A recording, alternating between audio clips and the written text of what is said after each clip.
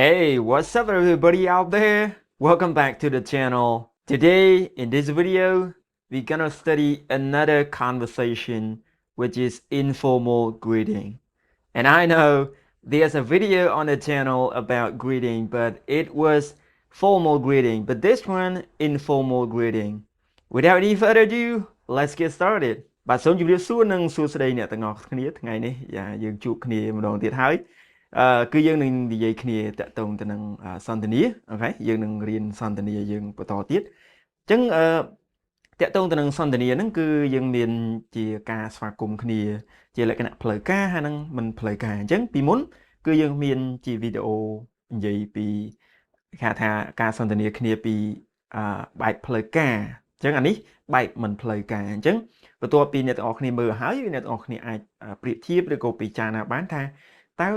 ផ្លូវការហ្នឹងគេនិយាយមិនហើយមិនផ្លូវការនិយាយមិនតោះឥឡូវចង់ដឹងថាបាទនៅក្នុងវីដេអូនេះបាទការសន្ទនាឬក៏ការស្វាគមន៍គ្នាបែបមិនផ្លូវការហ្នឹងមិនផ្លូវការមិន Alright let's get started ចឹងបាទយើងមានតួអង្គចំនួន2បាទគឺស្រីដូចគ្នាអានេះបាទស្រីដូចគ្នាអញ្ចឹងចង់ដឹងថាគាត់ឈ្មោះអីបាទគាត់និយាយគ្នាពីអីអូខេតោះ let's go ចឹងចេញមកដំបូងបាទខាងនេះគាត់និយាយថា Hi Helen Hi Helen how's it going How's it going Hi Helen how's it going ចឹង Helen គាត់និយាយថាម៉េចចឹងចេះណា Hi Helen how's it going គឺមានន័យថាសួស្តី Helen ណាសួស្តី Helen សុខសប្បាយជាទេណា Fine thanks and you Fine thanks and you and you បាទអញ្ចឹងរបៀបនៃការ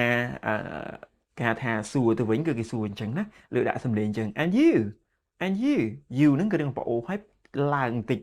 Fine thanks and you អូសុខសប្បាយជាទេអរគុណចុះអ្នកវិញណាសុខសប្បាយជាទេណាអរគុណចុះឯងវិញណាចុះអ្នកវិញអញ្ចឹងណាបាទអញ្ចឹងអានេះតាក់ទងទៅនឹងវីដេអូនឹងដែរគឺមុនវីដេអូហ្នឹងក៏ខ្ញុំបានធ្វើវីដេអូមួយតាក់ទងទៅនឹងគេហៅថាការ greeting ការស្វាគមន៍គ្នាប៉ុន្តែវាមិនជាលក្ខណៈ conversation អីទេជាលក្ខណៈ phrase អញ្ចឹង phrase ហ្នឹងគឺខ្ញុំមានផ្ដល់ឲ្យជាclear ណាគឺយើងប្រើសម្រាប់formal អានេះផ្លូវការមួយណាមិនផ្លូវការអញ្ចឹងប្រសិនបើអ្នកទាំងអស់គ្នាអត់បានមើលទេអាចបាទចុចនៅលើនេះ card ខាងលើហ្នឹងឬក៏នៅពេលចប់វីដេអូហ្នឹងបាទអាចទៅមើលបានណាបាទគឺមានច្រើននៅនឹងតាក់ទងការស្វាគមន៍គ្នាណាអូខេអញ្ចឹងទៅទៀតទៅទៀតគេថា just fine អូខេ just fine បាទបន្ទាប់ពីសួរ and you ចុះអ្នកវិញ just fine ហ៎ just fine អូសុខសប្បាយទេណាបាទសុខសប្បាយទេ just fine មានន័យថាសុខទុក្ខធម្មតាទេណាសុខទុក្ខធម្មតាទេ Where are you off to Where are you off to Where are you off to Where are you off to អញ្ចឹងបើសិនជាយើងបកទៅតាមន័យពាក្យនីមួយៗគឺពិបាកបន្តិចណាពិបាកនឹងយល់ន័យបន្តិចអញ្ចឹងwhere are you off to នោះមានន័យថាតើអ្នកកំពុងទៅណាតើអ្នកកំពុងទៅណាក្នុងករណីនេះគាត់ជាមិត្តភក្តិគ្នាឯងកំពុងទៅណាហ្នឹងនេះឯងកំពុងទៅណាហ្នឹងឬឯងទៅណាហ្នឹងបាទអញ្ចឹងបាទ Helen គាត់ឆ្លើយមកវិញ to the library ហើយ to the library to the library to the library អញ្ចឹងពាក្យ library គឺយើងអាចអានបានពីរយើងអាចអានថា library ឬក៏ library ហើយមួយណាក៏បានដែរងាយស្រួលគាត់ថាមួយណាស្រួលជាងអានមួយនឹងទៅណា to the library ប៉ុន្តែកុំអាន library ឬក៏ library បាទអក្សរសង្កត់នឹងទេគឺគេសង្កត់នៅក្នុងមុខណាពាក្យហ្នឹងបាទអញ្ចឹងបាទយើងអានថា to the library or to the library I've got a history exam okay I've got a history exam next week and I need to start studying ខ្ញុំទៅបណ្ណាល័យបាទខ្ញុំទៅបណ្ណាល័យព្រោះបាទខ្ញុំប្រឡងប្រវត្តិវិទ្យានៅសប្តាហ៍ក្រោយណា I got a history exam បាទគឺមានន័យថាខ្ញុំប្រឡងប្រវត្តិវិទ្យានៅសប្តាហ៍ក្រោយណា next week and I need to study ណា I need to start studying ហើយខ្ញុំបាទគឺអីគេត្រូវបាទចាប់ដើមរៀនហើយបាទន័យថាខ្ញុំត្រូវរៀនណាបាទរៀនដើម្បីប្រឡងណាបាទអូខេ Helen បាទខាងនេះគាត់ថាម៉េចបាទ Jane គាត់ថាម៉េច Oh no well I'll see you later then okay I'll see you later I'll see you later then good luck Oh no បាទន័យថាគ្រាន់ជាពាក្យ បាទដើម្បីបង្ហាញថាយើងយល់បាទនៅសុខទុក្ខរបស់គេឬក៏យល់នៅអ្វីដែលគេនិយាយមកបាទឬក៏យើងនឹងគឺមានអារម្មណ៍ដូចគ្នាដែរអញ្ចឹងណា Oh no well ហ្នឹងមិនបាច់បកទេអត់មានន័យអីទេគ្រាន់តែគេហៅថាជា filler ទេអាហ្នឹងបាទភាសាអង់គ្លេសគេហៅថា filler គ្រាន់តែនិយាយបាទមកឲ្យតែស្អាប់ទៅព្រោះទេប៉ុន្តែថាឲ្យមានន័យគឺមិនមានទេណា I'll see you later then អញ្ចឹងបាទយើងអាចបកប្រែមក clear ទាំងអស់ហ្នឹងយើងបកអញ្ចឹងទៅថាអញ្ចឹងបាទចាំជួបគ្នាពេលក្រោយទៅអញ្ចឹងណាបាទចាំជួបគ្នាពេលក្រោយទៅអញ្ចឹង Good luck សំណាងល្អណាសំណាងល្អណាបាទសំណាងល្អបាទពេលប្រឡងហ្នឹងបាទសំណាងល្អណាចាំជួបគ្នាពេលក្រោយបាទសំណាងល្អណាអូខេអញ្ចឹងបាទ Jane គាត់និយាយថាម៉េច Thanks see you later see you later see you later ហើយអរគុណជួបគ្នាពេលក្រោយណាបាទឬក៏លាសិនហើយបាទលាសិនហើយឬក៏ជួបគ្នាពេលក្រោយអញ្ចឹងសន្ទនារបស់យើងគឺចប់ហើយបាទបើសិនជាអ្នកទាំងអស់គ្នាបានមើលនៅវីដេអូមុនអ្នកទាំងអស់គ្នានឹងឃើញថាការប្រើប្រាស់ពាក្យពេចន៍បាទនៅទីនេះគឺសុទ្ធតែជា clear គេហៅថា informal មិនផ្លូវការណាមិនផ្លូវការបាទយើងអាចមើលឃើញដូចជាគេនេះបាទសួរ how's it going គេអត់សួរថា how are you ទេបាទណាឬក៏ how are you doing អីទេគឺសួរ how's it going ហើយនៅពេលដែលឆ្លើយ fine thanks គេអត់ឆ្លើយ I am fine thank you បាទណារបៀបឆ្លើយ thank you ឬក៏ thank ក៏ខុសគ្នាដែរឃើញទេអញ្ចឹងបាទបើយើងមើលពិនិត្យមើលទៅគឺសិតតែជាគេហៅថាភាសាដែលមិនផ្លូវការណាចឹងតើយើងទៅមើល language note បន្តិចបន្ទាប់ពីយើងរៀន conversation នឹងហើយយើងទៅមើលថាតើការប្រើប្រាស់ពាក្យពេចន៍ហ្នឹងបាទគេប្រើមិនអូខេតើ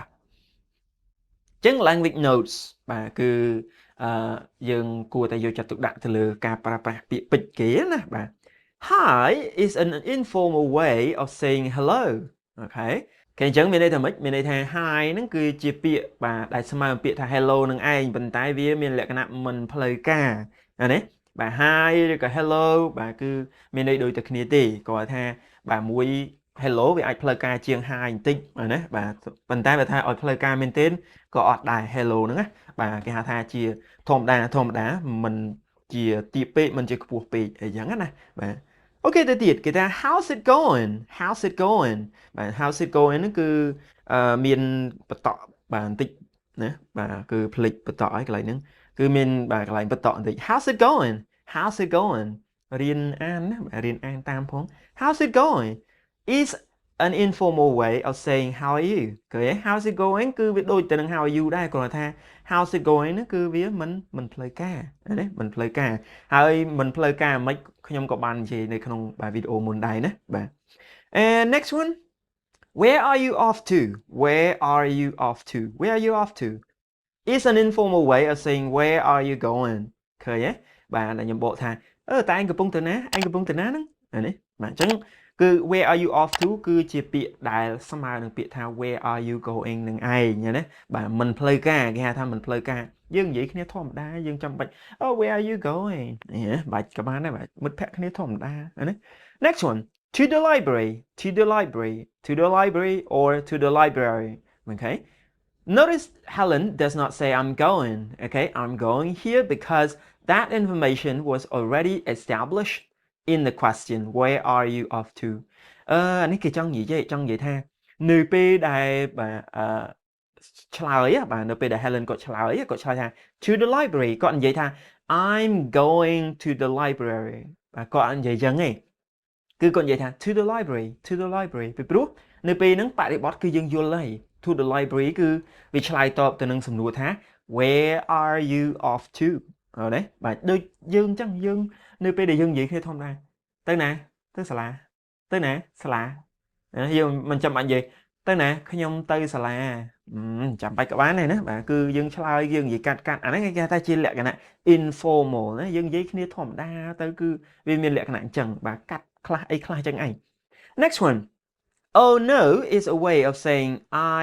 sympathize with you បាទ sympathize with you បាទន័យថាខ្ញុំបាទរួមបាទន័យថាយល់សុខទុក្ខរបស់អ្នកបាទអញ្ចឹងណា oh I understand you are not happy ខ្ញុំយល់ថាអ្នកបាទមិនសប្បាយចិត្តណា oh no okay oh no and the next one គឺបាទ see you later or see you later see you later okay or see you later is an informal way of saying goodbye okay បាទអញ្ចឹងទីđâyបាទគឺស្មើពាក្យ goodbye ប៉ុន្តែវាមិនផ្លូវការអានេះវាមិនផ្លូវការហើយតើតើ goodbye ហ្នឹងគឺមានរបៀបអានមួយទៀតនៅពេលដែលយើងអានឲ្យលឿនទៅបាទគឺគេអានអីគេ goodbye គេមានអាន goodbye ហើយតើតើទៅនឹងបាទ